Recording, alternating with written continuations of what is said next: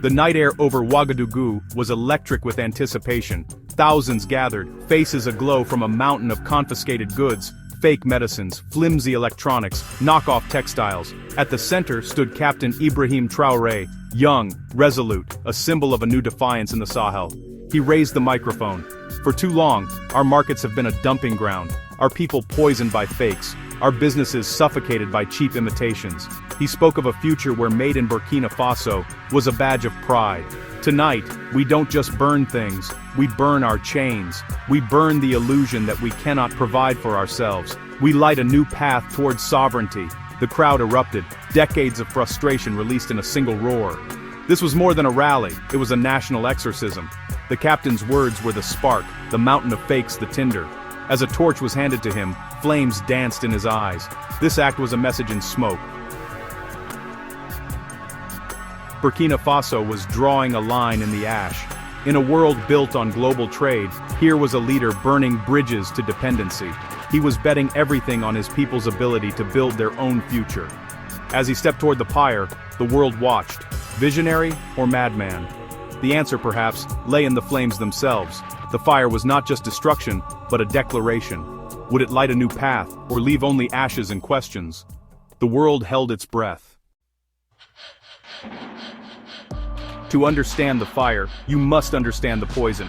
For years, Africa has been flooded with fake goods, counterfeit medicines, shoddy electronics, bogus fertilizers. Imagine buying medicine for your child, only to receive a useless pill. For millions, this is daily life. These fakes kill, erode trust, and drain the poor, trapping them in cycles of poverty. Local industries, tailors, artisans, farmers, are choked out by cheap imports. Dependency on imports creates fragile economies, prosperity tied to foreign whims. This is the poison Captain Traoré spoke of, a market full of traps, a system that undermines health and stifles innovation.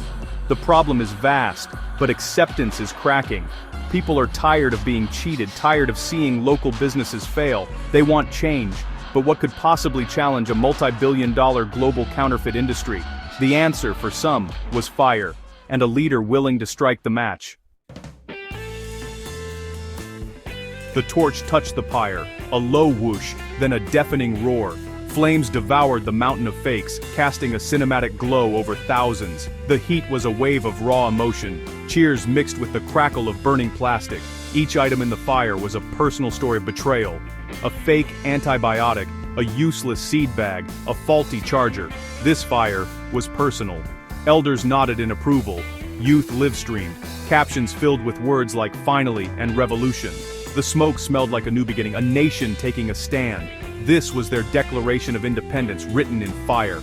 The inferno was more than policy. It was national theater, a story told to the world. The fire burned for hours, a beacon in the night. As it died down, quiet determination settled over the crowd. The spectacle was over, but the real work was just beginning. The flames had consumed the fakes, but could they ignite a movement of self-reliance? The ashes held promise. The future was unwritten. The nation watched, ready for what came next. Captain Traoré's vision was radical. Burkina Faso as producer, not consumer. Made in Burkina Faso was more than a slogan, it was a blueprint for liberation. True sovereignty, he argued, means controlling your own economy. Inspired by Thomas Sankara, Traoré pushed for food security, state-owned factories, and nationalized gold. The burning of fakes was just the start of a larger strategy. He called reliance on imports a national humiliation, and local industry a path to pride. The goal: empower Burkinabe to believe they can compete with anyone. But decades of underinvestment mean rebuilding will be hard and costly. Traoré asks his people to endure short-term pain for long-term gain. Can this bold vision survive the harsh realities of global economics? The leap of faith had begun. The flames sparked debate across Africa and beyond. Youth hailed Traoré as a hero, a modern Sankara, defying exploitation. To them, the fire was creation, a new African narrative. Western critics called it radical populism, warning of economic pain for the poor. Local traders worried. What do we sell now? Local goods are scarce or expensive. The transition would be messy and uncertain. Supporters argued change requires sacrifice. Critics warned of isolation and hardship. The fire drew a line. Everyone had to choose a side. Was this sovereignty or recklessness? The answer would shape Burkina Faso's future. The Ouagadougou fire became a digital bushfire, spreading across Africa.